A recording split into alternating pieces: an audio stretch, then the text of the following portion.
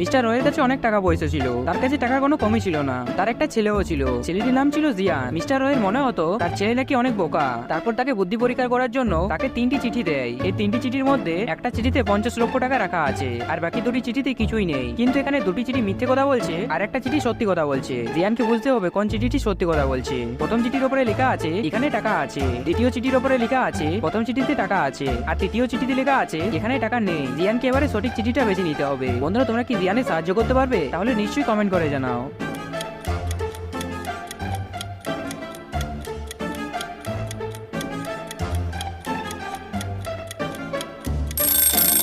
এখানে 3টি চিঠি মিথ্যে কথা বলছে। প্রথম চিঠির উপরে লেখা আছে এখানে টাকা আছে, তার মানে সেখানে টাকা নেই। দ্বিতীয় চিঠিতে লেখা আছে প্রথম চিঠিতে টাকা আছে, তার মানে সেখানেও টাকা নেই। আর তৃতীয় চিঠিতে লেখা আছে এখানে টাকা নেই, তার মানে তৃতীয় চিঠিতে টাকা রাখা আছে। জিয়ান সেটা বুঝতে পেরে যায় আর 50 লক্ষ টাকা পেয়ে যায়। বন্ধুরা, তোমরা কি জিয়ানের সাহায্য করেছিলে? তাহলে ভিডিওটিকে লাইক করে আমাদেরকে বুঝিয়ে দাও। একদিন একটা বাস কলকাতা থেকে দীঘা যাচ্ছিল। বাসটি একটু আগে গিয়ে একটা স্টপেজে দাঁড়ায়। সেখান থেকে 3টি যাত্রী উঠে পড়ে। তারপরে বাসটি সেখান থেকে ছেড়ে দেয়। বাসটি আরেকটু আগে গিয়ে আরেকটা স্টপেজে দাঁড়ায়। সেখানে 2টি যাত্রী নেমে পড়ে। তারপরে বাসটি তৃতীয় স্টপেজের দিকে ছেড়ে দেয়। তৃতীয় স্টপেজে গিয়ে সেখান থেকে আরো 3টি যাত্রী উঠে পড়ে। তারপরে বাসটি কোথাও না দাঁড়িয়ে দীঘা স্টপেজের দিকে বেরিয়ে যায়। বন্ধুরা, তোমরা কি এবারে বলতে পারবে এখন বাসটিতে কতজন যাত্রী আছে? বন্ধুরা, তোমরা একটু বুদ্ধি কাটিয়ে উত্তরটি কমেন্ট করে দাও।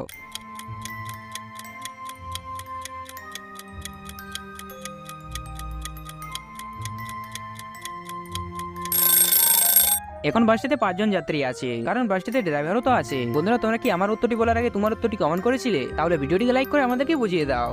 সোনু আজ সকাল সকাল রেডি হয়েছে। আজ যে তার গার্লফ্রেন্ডের সাথে দেখা করতে যাবে। তার গার্লফ্রেন্ডের সাথে সে কোনোদিনও দেখা করেনি। সে জানে না তার গার্লফ্রেন্ড কেমন দেখতে, শুধু সে জানতো তার গার্লফ্রেন্ড চুলে গোলাপ ফুল বেঁধে আসবে। সোনু তারপর রেডি হয়ে বাড়ি থেকে বেরিয়ে যায়। কিছুক্ষণের মধ্যে সে ক্যাফেতে পৌঁছে যায়। ক্যাফেতে ঢুকে দেখে সেখানে তো 3টি মেয়ে আছে। সোনু এবারে কিভাবে বুঝতে পারবে এখানে এই 3টি মেয়ের মধ্যে কোন মেয়েটি হচ্ছে তার গার্লফ্রেন্ড? বন্ধুরা, তোমরা কি সোনু সাহায্য করতে পারবে তার গার্লফ্রেন্ডকে খুঁজতে? তাহলে তাড়াতাড়ি কমেন্ট করে জানাও।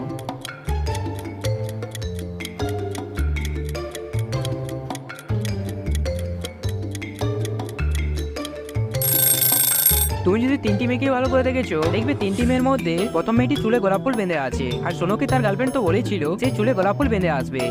অনু আর তার সব বন্ধু মিলে বারে বার্থডে পার্টি সেলিব্রেশন করছিল। অনু কাউন্টারে দাঁড়িয়ে কোল্ড ড্রিঙ্কস খাচ্ছিল। তখনই হঠাৎ কারেন্ট চলে যায়, আর সেই সুযোগে একটা চোর অনুর ব্যাগটি চুরি করে নেয়। কিছুক্ষণ পরে যখন কারেন্ট আসে, অনু দেখতে পায় তার ব্যাগটি নেই। তার ব্যাগটি কে চুরি করে নিয়েছে। অনু তখনই পারে সিসিটিভি ক্যামেরার ভিডিওগুলি দেখে। ভিডিওগুলি দেখার পরে বুঝতে পেরে যায় এখানে তার ব্যাগটি কে চুরি করেছে। বন্ধুরা, তোমরা কি সিসিটিভি ভিডিওগুলি দেখে বলতে পারবে অনুর ব্যাগটি কে চুরি করেছে? বন্ধুরা, তোমরা একটু বুদ্ধি কাটিয়ে উত্তরটি কমেন্ট করে দাও।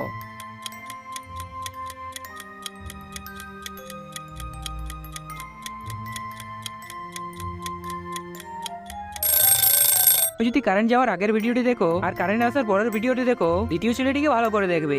প্রথম ভিডিওতে তার জ্যাকেটের চেনটি খোলা ছিল, আর দ্বিতীয় ভিডিওতে তার জ্যাকেটের চেনটি বন্ধ আছে। তার মানে সে ডলের ব্যাগটি চুরি করে জ্যাকেটের ভিতরে রেখেছে। অনু সেটা বুঝতে পেরে যায় আর সে ব্যাগটি পেয়ে যায়। ডলি একদিন রাস্তা দিয়ে হেঁটে হেঁটে যাচ্ছিল। সে আজ অনেক শপিং করেছে, তার জন্য সে খুব খুশি ছিল। সে রাস্তায় হেঁটে হেঁটে বাড়ি যাচ্ছিল। হঠাৎ তখন একটা বাইকওয়ালা খুব স্পিডে আসে আর ডলির হাত থেকে ব্যাগটি ছিনিয়ে নিয়ে পালিয়ে যায়। চোর চোর, আমার ব্যাগটি চুরি করে পালাচ্ছে। ডলি তখন ওই বাইকওয়ালার পেছনে দৌড়ায়। ডলি দৌড়তে দৌড়তে একটা কলোনিতে ঢুকে পড়ে। চোরটি এই বাড়িগুলির মধ্যে একটা বাড়িতে লুকিয়ে পড়েছে, কিন্তু ডলি বুঝতে পারছিল না চোরটি কোন বাড়িতে লুকিয়ে আছে। বন্ধুরা, তোমরা কি বাড়িগুলিকে দেখে বলতে পারবে চোরটি এই বাড়িগুলির মধ্যে কোন বাড়িতে লুকিয়ে আছে? বন্ধুরা, তোমরা একটু বুদ্ধি কাটাও আর উত্তরটি আমাদেরকে তাড়াতাড়ি কমেন্ট করে জানাও।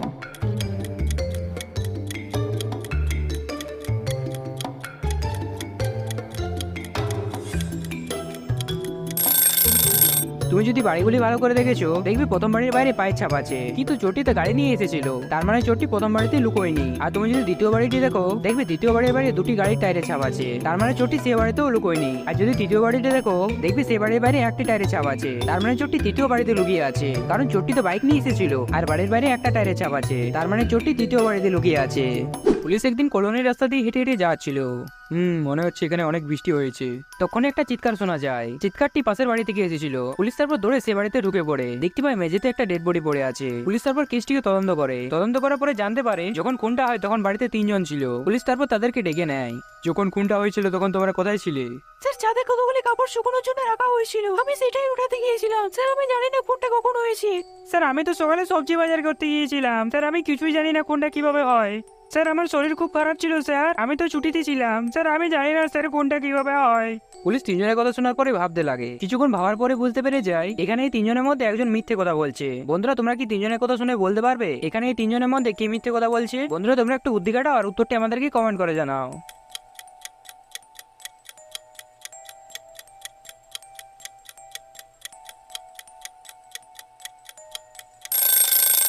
এখানে প্রথম মেয়েটি মিথ্যে কথা বলছে, কারণ কিছুক্ষণ আগে বৃষ্টি হয়েছে আর বৃষ্টির আগে কাপড় উঠানো হয়, বৃষ্টির পরে নয়। তার মানে সে মেয়েটি মিথ্যে কথা বলছে। সে কোনটা করেছে?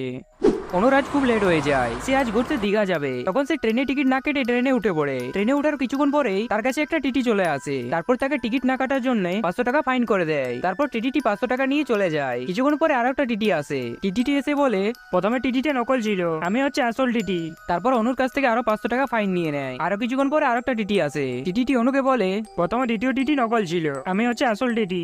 তখন অনুর কাছ থেকে আরো 500 টাকা ফাইন নিয়ে নেয়। তো বন্ধুরা তোমরা কি এবারে বলতে পারবে এই তিনটি টিটির মধ্যে কোনটি টিটি ছিল আসল? বন্ধুরা তোমরা একটু বুদ্ধি খাটিয়ে উত্তরটি কমেন্ট করে দাও।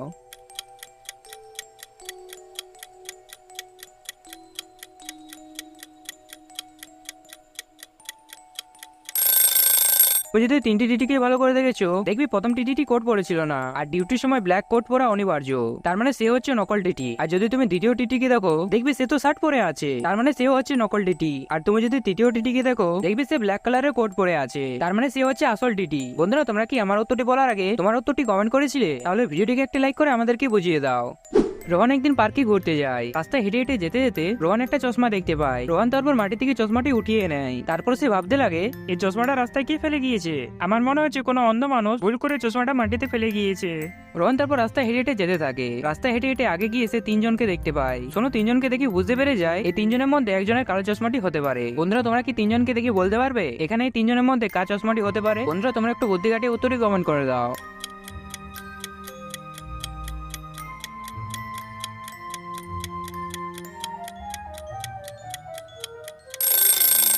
তুমি যদি তিনজনকেই ভালো করে দেখেছো, দেখবে প্রথম ছেলেটি ফোন চালাচ্ছে, তার মানে তার এই চশমাটি হতে পারে না। আর দ্বিতীয় লোকটি খবরে কাগজ পড়ছে, তার মানে সেও অন্ধ নয়। কিন্তু যদি তুমি তৃতীয় বয়স্ক লোকটিকে দেখো, দেখবে সে হাতে একটা লাঠি ধরে আছে, তার মানে সে লোকটি হচ্ছে অন্ধ।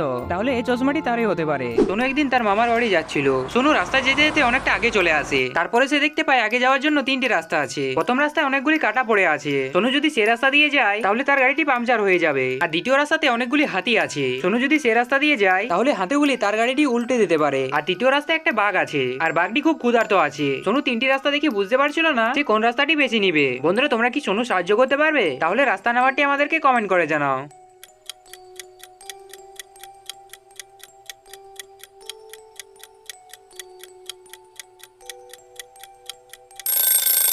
সোনু যদি প্রথম রাস্তাটি বেছে নেয় তাহলে তার গাড়িটি পাংচার হয়ে যাবে। সোনু তাহলে মামার বাড়ি যেতে পারবে না। আর যদি দ্বিতীয় রাস্তাটি বেছে নেয় তাহলে হাতিগুলি গাড়িটিকে উল্টিয়ে দিতে পারে। সোনু তাহলে দ্বিতীয় রাস্তাটি বেছে নিবে। আর সোনু তো গাড়ির ভিতরে থাকবে, তাহলে বাঘটি তাকে কিছুই করতে পারবে না। সে সহজেই সে রাস্তা দিয়ে মামার বাড়ি যেতে পারবে।